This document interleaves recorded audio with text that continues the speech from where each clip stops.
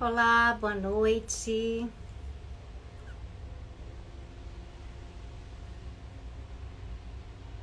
Vamos aguardar um pouquinho mais, né? As pessoas entrarem.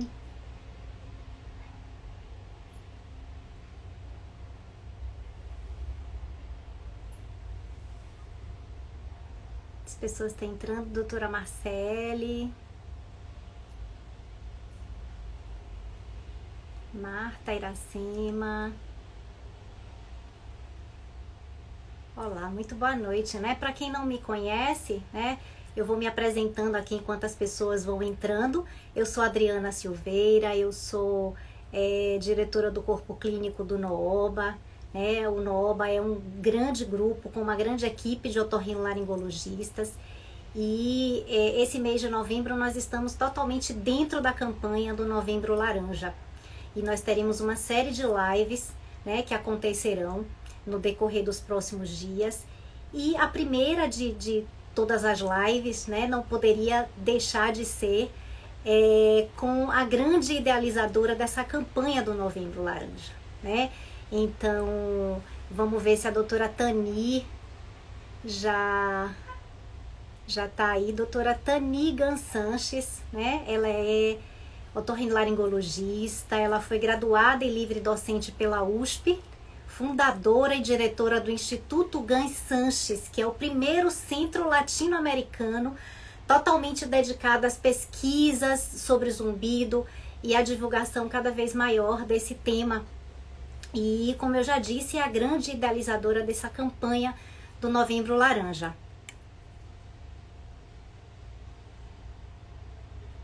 Deixa eu só aceitar aqui, doutora Tani.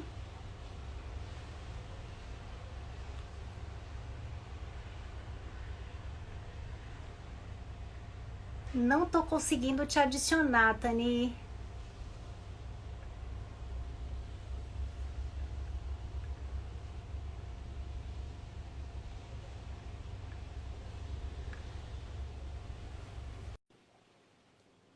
Acho que agora vai. Estamos aguardando a doutora Tani entrar. Deu certo!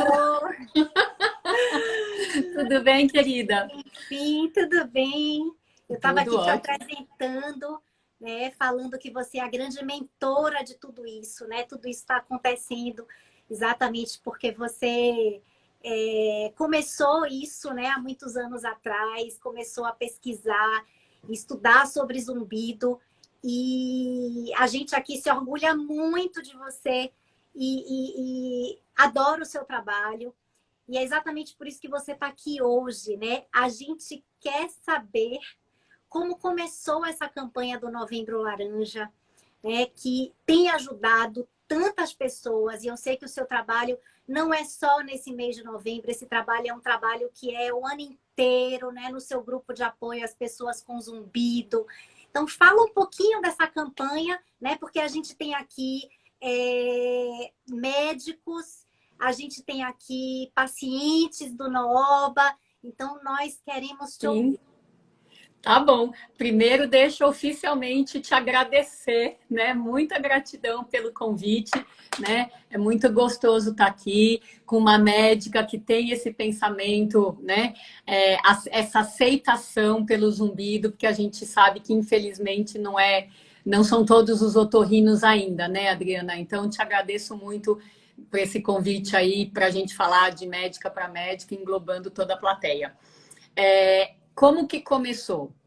Eu acho que vai ser mais fácil as pessoas entenderem se eu me apresentar como uma sagitariana e uma pessoa fora da caixa, né? Sagitariano, porque tem que ter um movimento aí sempre. Então, a gente está sempre inventando alguma coisa para fazer.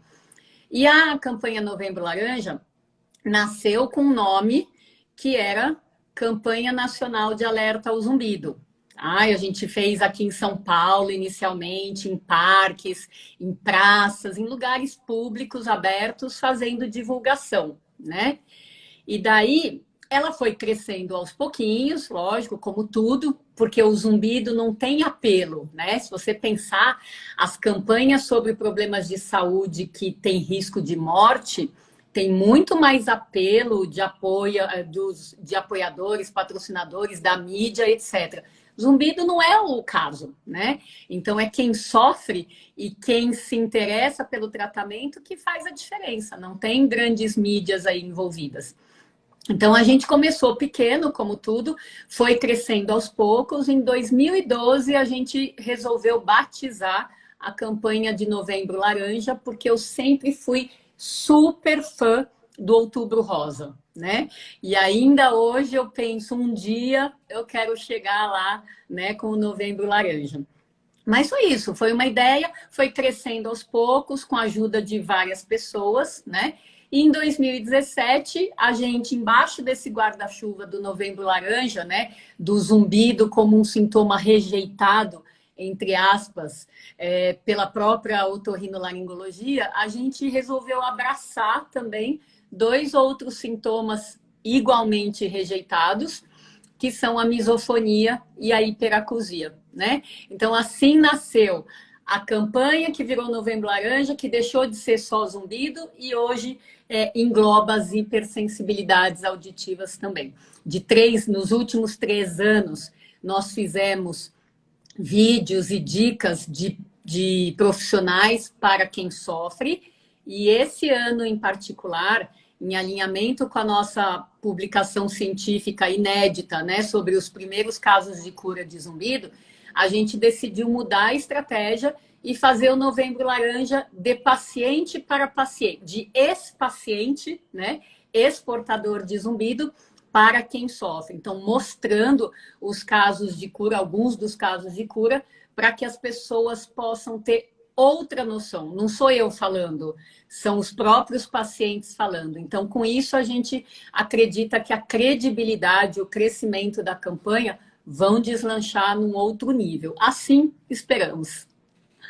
Que bom, eu tive a oportunidade de te ouvir em 2 momentos, assim, que um deles foi quando você contou, né, para todo mundo, que acho que em abril, né, em maio, que essas publicações, nesses trabalhos, essas pesquisas foram aceitas para publicação numa revista, em revistas internacionais, e você relatou a dificuldade que você teve de convencer a comunidade científica, né, porque a gente sabe que eles querem muito aqueles duplo cego, randomizado, nananã, e você lutou muito e acho que conseguiu uma aprovação num tempo muito bom, né? Então conta pra gente assim como foi essa experiência, né? Dessa rejeição.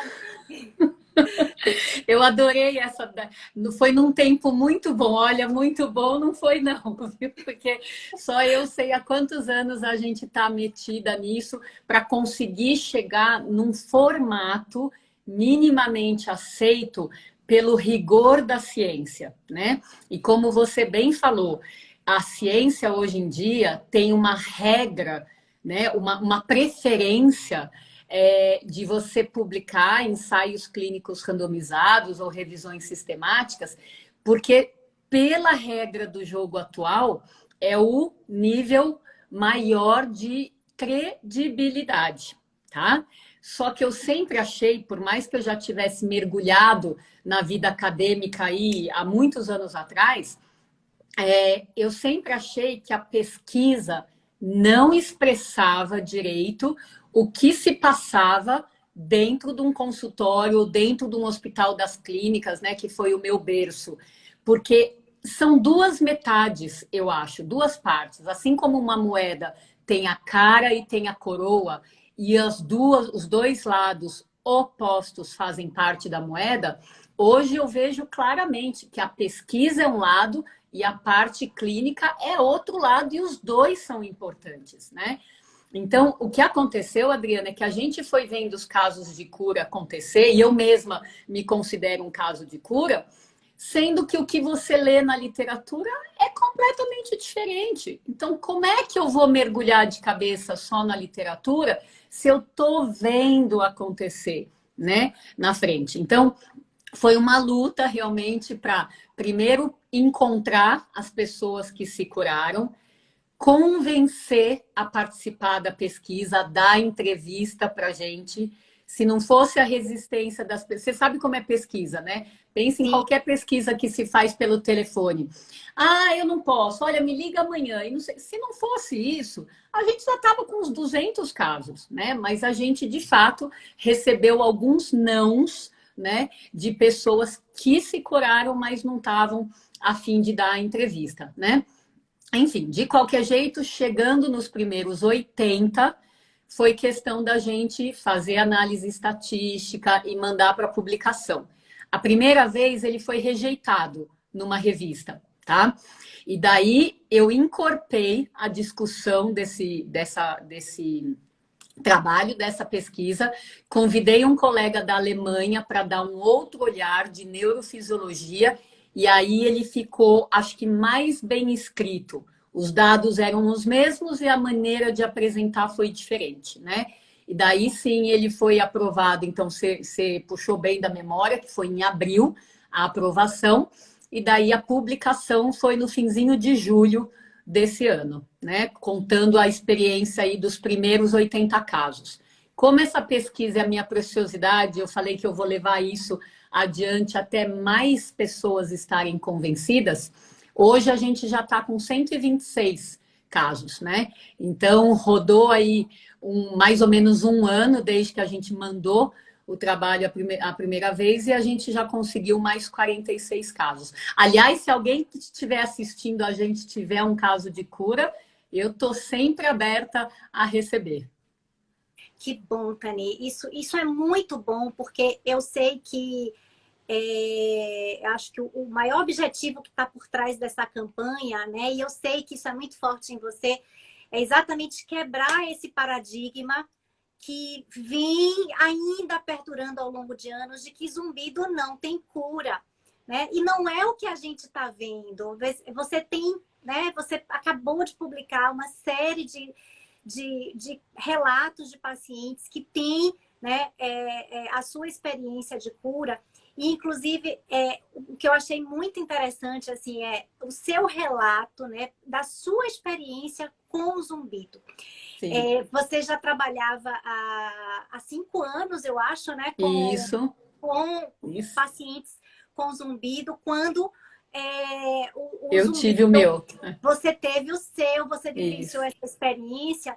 O que eu achei mais interessante, assim, é porque isso me tocou, porque eu tive uma experiência também, não com zumbido, mas com outro problema de saúde sério, e há alguns anos atrás, que foi exatamente o que me fez percorrer um outro caminho além da otorrinolaringologia, né? Que é essa visão integrativa do paciente, e isso é muito bacana. E isso eu entendi que nesse momento foi o momento que você pôde vivenciar a experiência do zumbido, e isso te abriu um caminho maior ainda, e você pode ajudar a partir disso muito mais pacientes.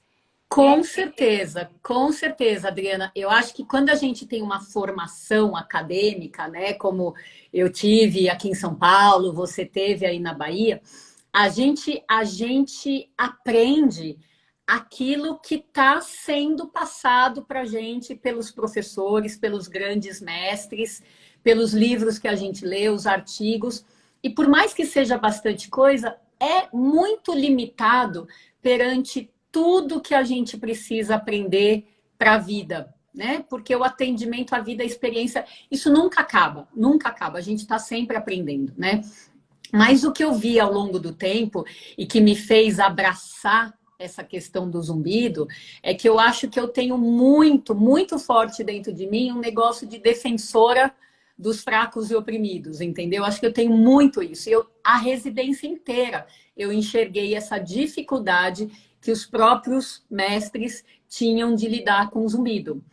E por alguma coisa estranha, né? Eu falo que a gente sempre atrai aquilo que a gente fica pensando muito, né? Quando eu dava plantão de domingo, em pleno pronto-socorro, que não vinha caso, né? Era muito tranquilo domingo à noite, vinha paciente com zumbido no meu plantão, né? Então você vai ali ficando angustiada, frustrada, impotente. E isso foi o meu motorzinho para querer fazer diferente, né?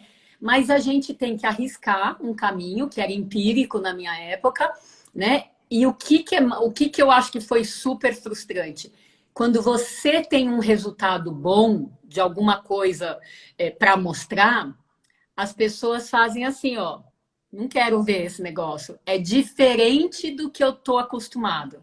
Então, abrir os olhos, fazer querer ver, né? Abrir a mente é um processo que, olha, eu estou há 26 anos estudando isso. E agora que eu consegui fazer uma publicação de algo que eu já acredito há 20 anos que podia ter cura. Olha que lerdeza esse processo para juntar os casos e convencer e falar a linguagem, né, da publicação. É muito tempo, né?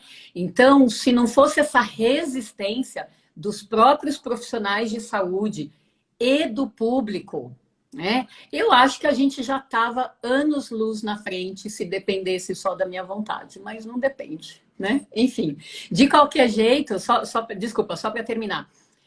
Como eu tenho uma meta para esse Novembro Laranja, eu já comecei, hoje é dia 3, eu já comecei, dia 1º e dia 2 foram 6 lives, cada uma com relato de cura, que é para chegar chegando do jeito que eu gosto, porque eu não quero ver ninguém duvidando que tem cura, tá? Agora, de achar que tem cura para achar que todo mundo vai se curar, é um abismo de diferença, né? Então, é possível ter cura. Essa é a meta do Novembro Laranja 2020, tá? Quais são os caminhos, quem vai por cada caminho, ainda são coisas que nós temos que estudar um pouquinho mais. Pois é, Tani. Então, assim, eu acho que o grande mote também dessa campanha, né, que quando a gente afirma, e é possível afirmar que zumbido tem cura, né? Algumas pessoas ainda interpretam isso como opa, eu quero esse remédio, né? Assim como inventaram, descobriram a cura para tal doença. E não é um remédio. Eu acho que a gente precisa, nesse momento, como a campanha é para conscientizar e desmistificar, e aí eu vou entrar num assunto que é bem importante, porque a gente abriu uma caixa de perguntas e a maioria das perguntas o que é que causa o zumbido? Como é que é o tratamento? Né? Então, não é um único remédio, não é uma conduta para todos os pacientes. O tratamento ele é muito individualizado, cada caso é um caso. Né? E eu queria que você falasse, Tani, assim, da sua experiência, né? Eu acho que eu penso que o seu trabalho é muito bem sucedido porque você investiu o tempo da sua consulta, do seu encontro com o paciente, em desvendar como que é a vida daquela pessoa, quem é aquela pessoa que traz, né, o sintoma zumbido e investiu em mostrar para ele todos os pontos que estão errados, né? E aí vamos falar desse remédio, vamos abrir o leque, né? Que remédio é esse? Quais são essas possibilidades e o que é que a gente pode estar, né, orientando para os nossos pacientes? Perfeito, Adriana, você está ótima como organizadora da live. Excelente seus pontos de vista. Acho que a maneira mais simples de fazer as pessoas entenderem, seja público ou profissionais, a diversidade do zumbido é comparar com cabelo, tá? Cabelo tem inúmeros tipos, né? Tem uma diversidade enorme, seja de homem, seja de mulher. E porque a diversidade é enorme, não faz o menor sentido que a gente pense que exista um único shampoo que dê conta, que trate todos os tipos de cabelo. É a mesma comparação, tá? Então, com o zumbido, tem uma diversidade tão grande de tipos, de localização, de intensidades, de nível de incômodo, de causa, de etiologias, de número de acompanhantes, né, de outros sintomas. É tão diversificado que não faz o menor sentido alguém achar que tem um único tratamento e que vai dar conta de todos os casos. É só para a gente entender o erro que a gente pode, o erro conceitual que a gente pode cair de achar que, então, qual que é a cura? Tem cura? Qual que é que eu também quero essa pílula mágica? Não é pílula, muito menos mágica, né? Então, a ideia é qual é o melhor tratamento para cada paciente com zumbido. E aí você lembrou muito bem. Uma arte da medicina é diagnóstico. Então, como é que eu vou fazer o diagnóstico? Como é que eu vou fazer o diagnóstico do cabelo da pessoa, tá? Então, a gente vai atrás das pistas. Conversar, como que a gente está fazendo agora, olho no olho, checar o zumbido, se tem outros sintomas como perda auditiva, ouvido tampado, incômodo com sons, tontura no próprio ouvido e nas imediações, inclusive sistema digestivo, tireoide, um monte, é uma análise global da pessoa, do físico e do emocional, pelo menos, tá? Então, é com isso que a gente vai extrair todas as coisas que a gente pode ajudar a pessoa a melhorar. A hora que você cria o olho clínico, de olhar e ouvir exatamente essas minúcias de cada um. E aí você vai fazer essa devolutiva do tratamento como?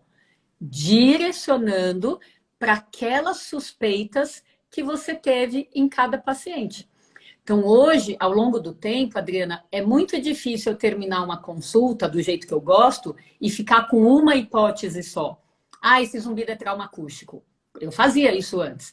Então, hoje o zumbido é trauma acústico, porque ele nasceu depois que a pessoa saiu da balada, mas ele sofre influências. Então, do quê?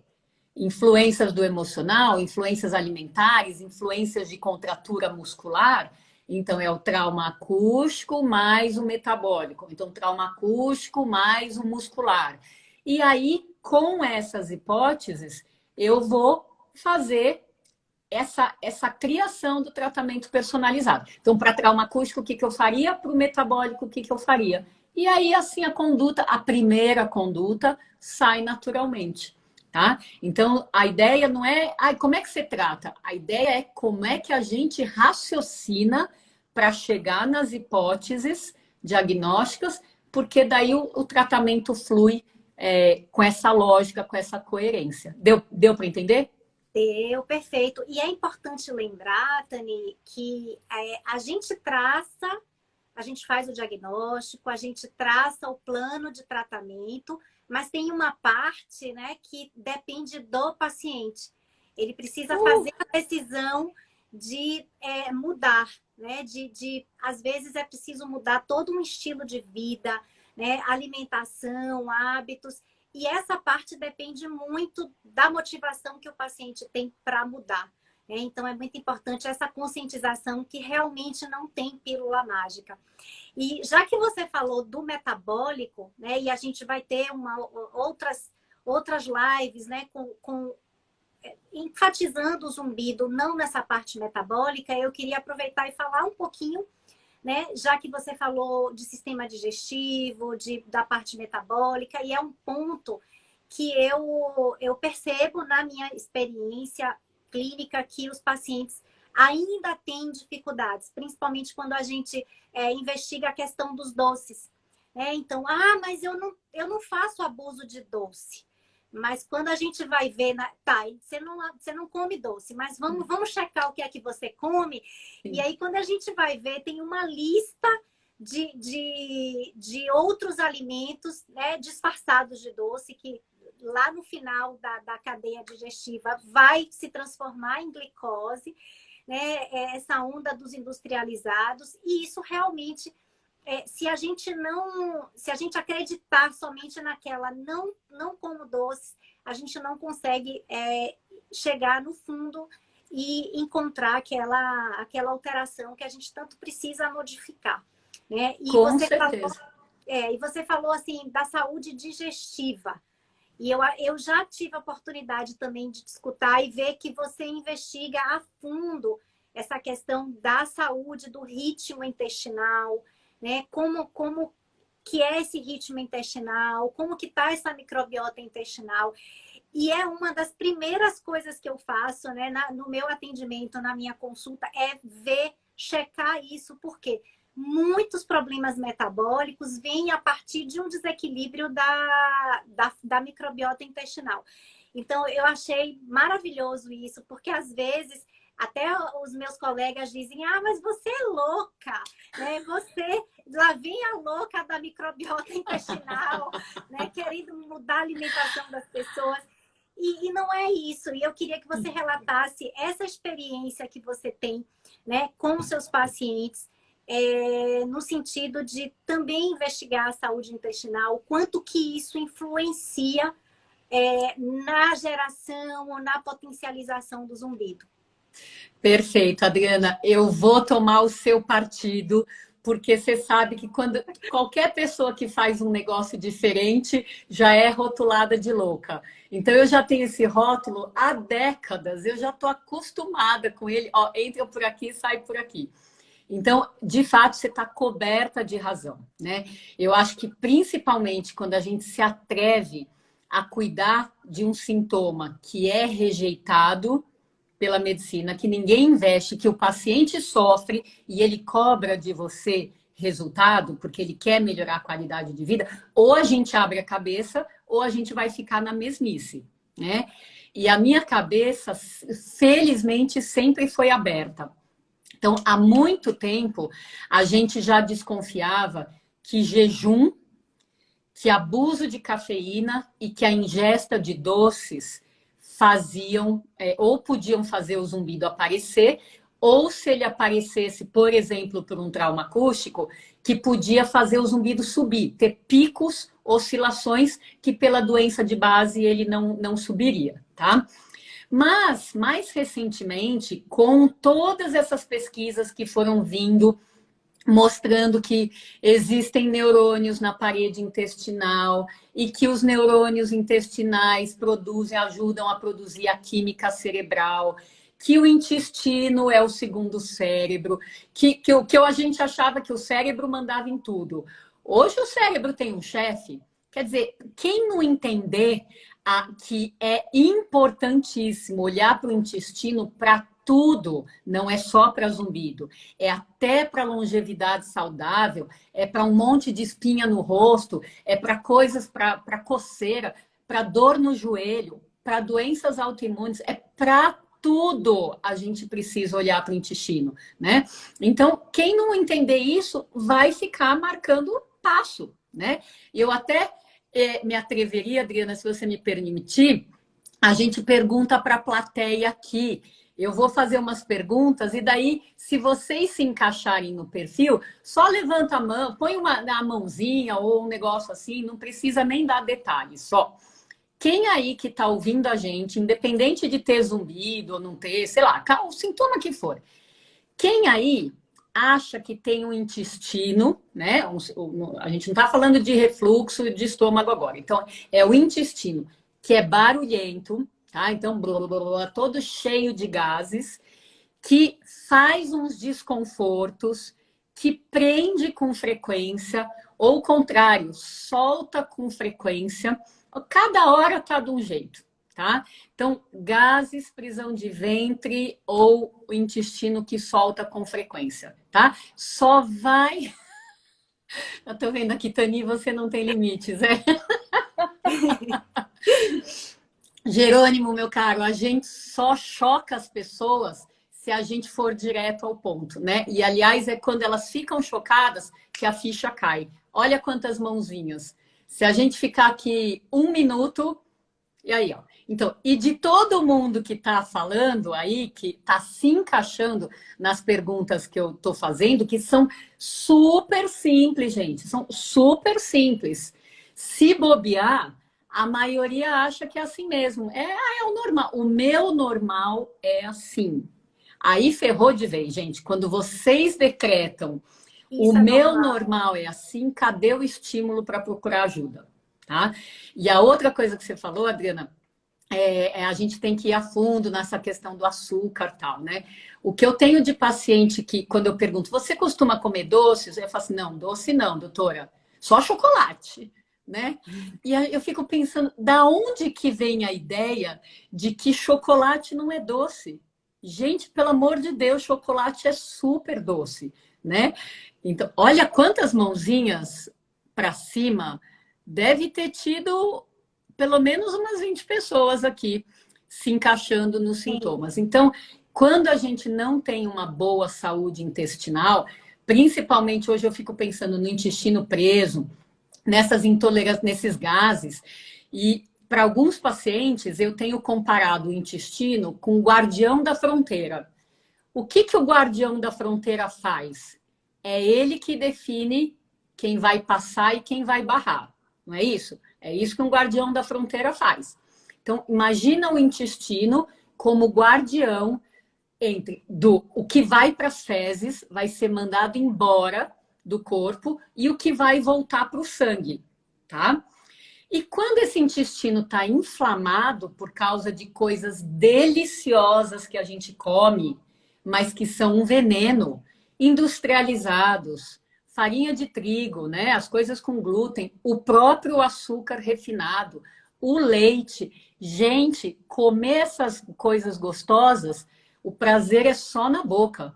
Engoliu, começam os problemas, né? Então, o intestino, todo o sistema digestivo fica inflamado, cronicamente inflamado. E o guardião da fronteira, ó, fica lelé da cuca, tá? Então, o que ele faz? Ele manda de volta para o corpo, para o sangue, toxinas acumuladas, né? Toxinas que estão ali naquele intestino preso, que era para estar sendo mandado embora, e fica dentro do corpo. Gente, o que, que acontece se a gente não tira o lixo da nossa casa por 1 ou 2 dias? O que, que acontece?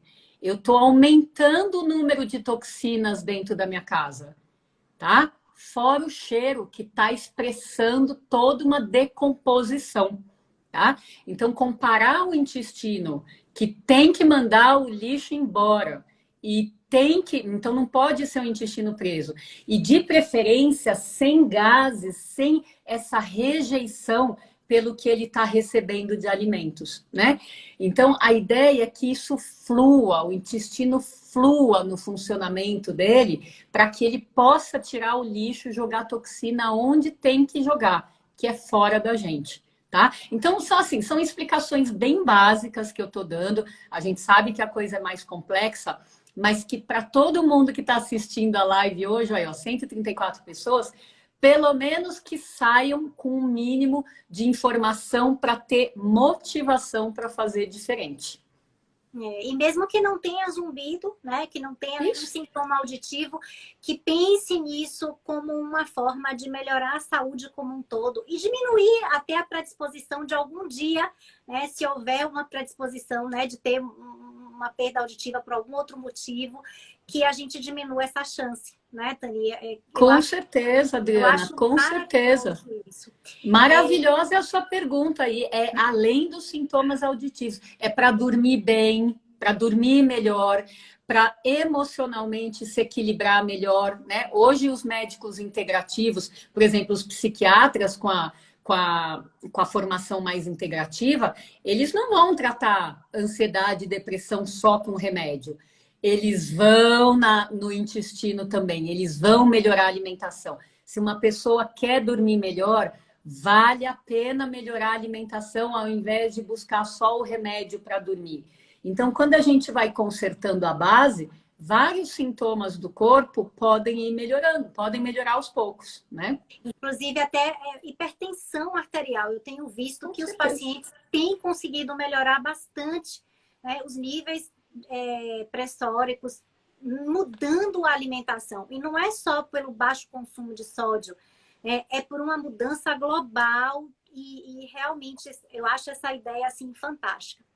Agora, Tani, gente, a doutora Tani, ela, um pouquinho antes da gente entrar aqui ao vivo, né, ela me disse que ela vai precisar sair às 19h45, né? Isso, Então, isso.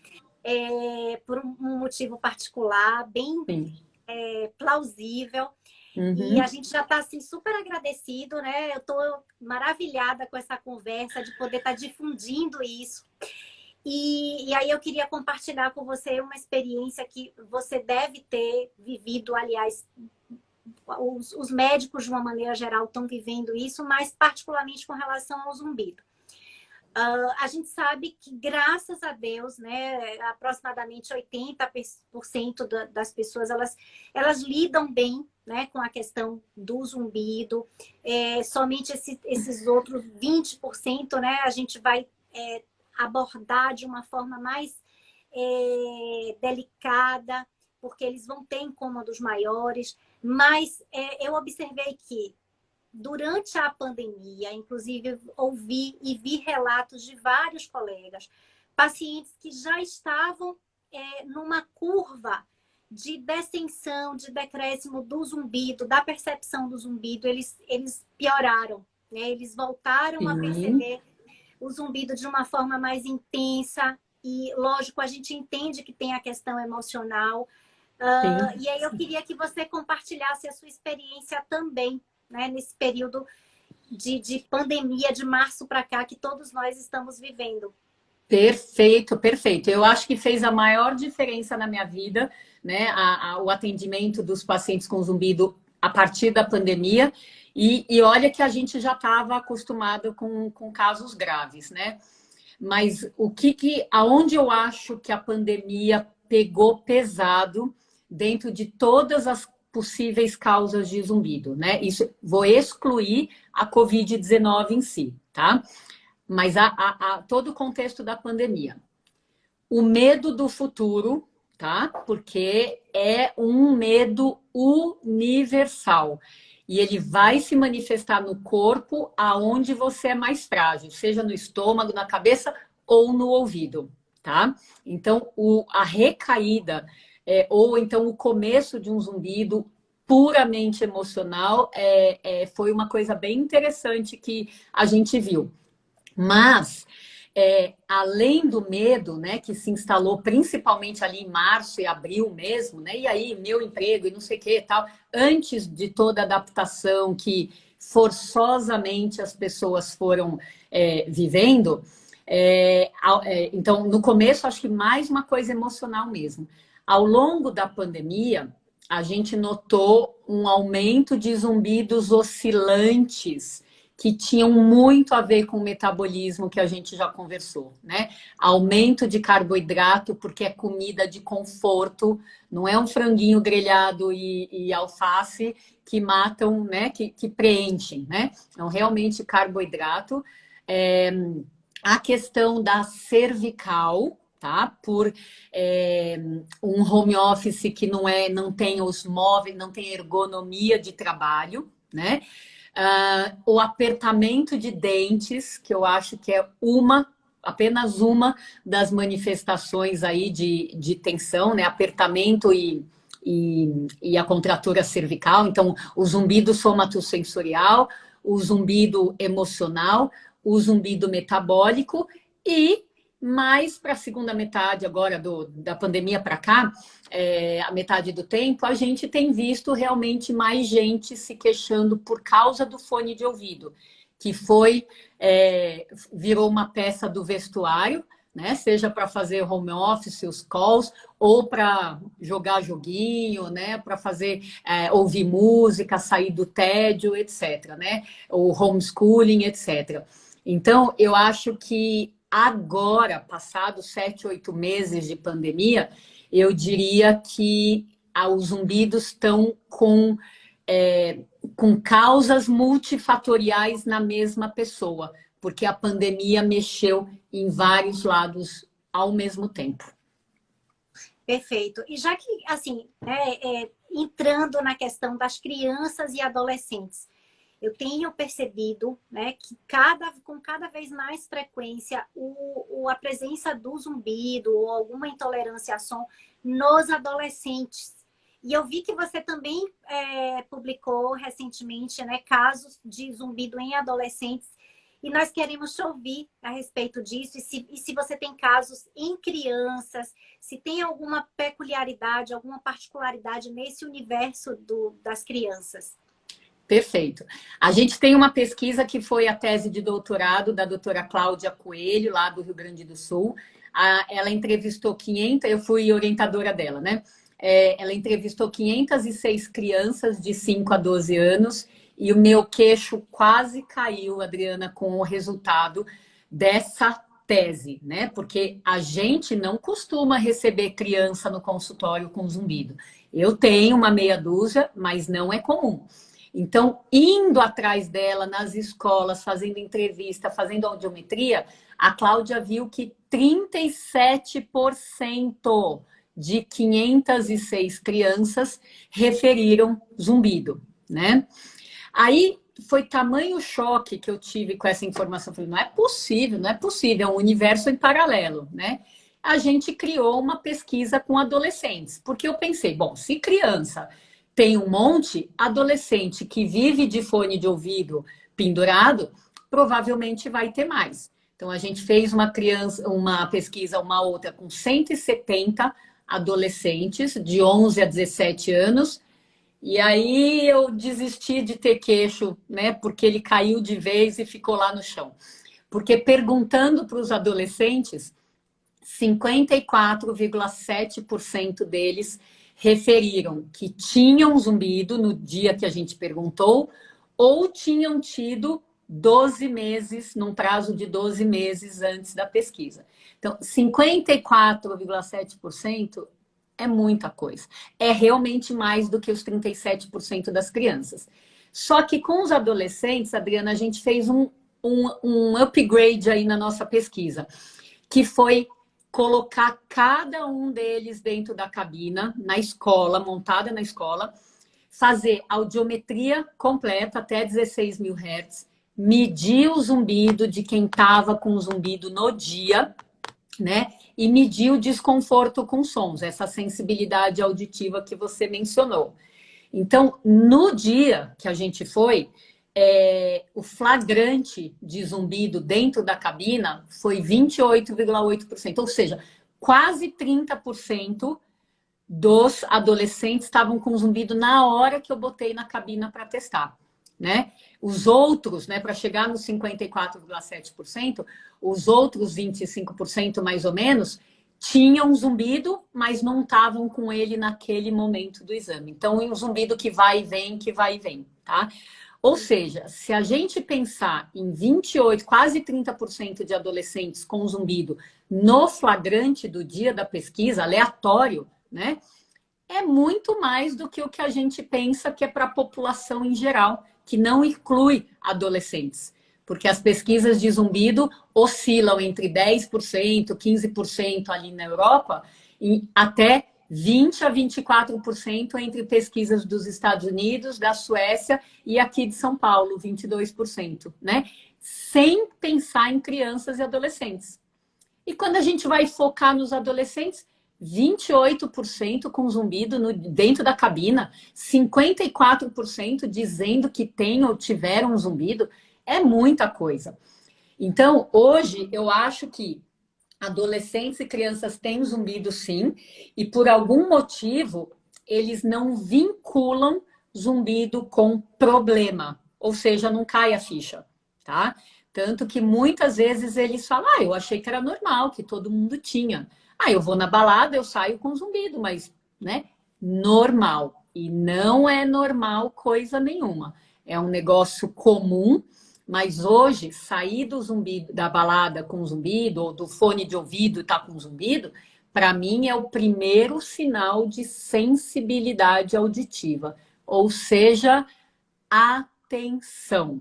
Saiu do zumbido, da balada com zumbido, o recado é aquele volume de som, por aquele tempo de som, não foi uma boa mistura para o ouvido que você tem, né? Então, assim como a gente respeita o intestino, se os pães produzem gases, se os leites prendem o intestino, a gente respeita o sintoma, a gente também vai respeitar o sintoma do zumbido que aparece depois da exposição a som alto. Senão, a gente está brigando com o nosso corpo o tempo inteiro.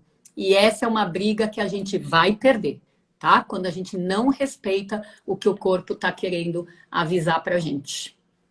É. Acho que essa é a grande mensagem, né? Porque, assim, provavelmente provavelmente não, certamente esses adolescentes desse trabalho, né, atual, desse momento atual, são os adultos com algum grau de perda de audição, né, ou com uma sensibilidade maior que lá na frente, né, a gente vai se deparar. E é por isso que essa campanha existe, e é por isso que a gente é muito grato a todo esse trabalho, toda a sua equipe, a gente está super apoiando É isso aí. esse Novembro Laranja, né? E eu acho que está chegando, né, Tani, o seu horário. Tem várias perguntas aqui que eu acho que a gente pode. Algumas coisas a gente respondeu espontaneamente, porque já tinham sido Sim. perguntadas pelo público na caixinha de perguntas. O que não foi respondido hoje, gente, é porque na sequência das lives que vão vir por aí, a gente vai estar divulgando para vocês. A gente vai estar respondendo todas as perguntas. O que não for respondido aqui na live, vocês podem conferir no nosso blog, tá? Que é a nossa assessoria de eventos vai estar colocando aqui. Eu queria me despedir da Tani falando, gente, assim, que ela tem um livro. Aqui a minha versão é bem antiga. A primeira edição, é? É a primeira edição, mas que assim eu guardo com muito carinho. É um livro Ah, querida. atemporal. É um livro atemporal que ajuda muito os pacientes a responder essas questões. E aí eu vou fazer o comercial desse livro, porque realmente vale super a pena. Nossa assessoria de eventos vai pôr aqui também para vocês o site do Instituto Gan Sanches, onde esse livro pode ser adquirido na versão atual, né, na edição Que a capa nova, é toda laranja, que nem essa blusa toda. que você está usando aí. Isso, pois é. E, e daí a gente já incluiu nessa segunda versão, a gente incluiu exatamente os resultados dessa pesquisa dos casos de cura, né? Por isso que eu resolvi fazer a segunda edição. Perfeito, Tani. Super agradeço, tá? Eu acho que você vai precisar desconectar e eu vou Sim, continuar aqui mandando uma mensagem final, tá agradecendo aqui bom. as pessoas que vieram, né, nos prestigiar e fazer os avisos para as outras lives, tá bom? Perfeito. Então, eu quero te agradecer um monte, que você é uma excelente entrevistadora, coordenadora de lives, né? E agradecer por essa atenção que você dá ao zumbido, a essa visão integrativa e ao trabalho que a gente faz aqui na vida e o Novembro Laranja. Então, é muita, muita, muita gratidão aí que eu tenho no coração pelo seu trabalho, viu? E quero Ah, despedir de todo mundo aí que assistiu a gente, que valorizou, né? E que a live sirva aí para muita gente abrir os horizontes, porque é isso que a gente quer, tá bom? Então, ó, beijo no coração, Adriana, beijo no Eduardo aí e um beijo em todos vocês, tá bom? Tchau, ok, tchau. querida. Tchau. Então, gente, eu quero agradecer a todos vocês. Lembrando que eu até soltei um videozinho de que as próximas lives serão dia de terça, né? Porque a gente teve uma mudança. A live com a doutora Tani seria ontem, numa segunda, né? Mas as nossas próximas lives acontecerão nas próximas segundas-feiras. A gente vai estar divulgando, né? Eu quero agradecer a todos. Marta, ficou sem saber como resolver o problema do zumbido. A gente falou no início que cada caso é um caso e que o tratamento precisa ser individualizado, personalizado, porque cada um está inserido dentro de um contexto. E o tratamento ele é feito baseado nesse perfil, nesse contexto que cada paciente está inserido. Então, o que o paciente precisa fazer nesse momento preciso ser avaliado, preciso ser investigado, preciso saber o que é que está acontecendo, né, de errado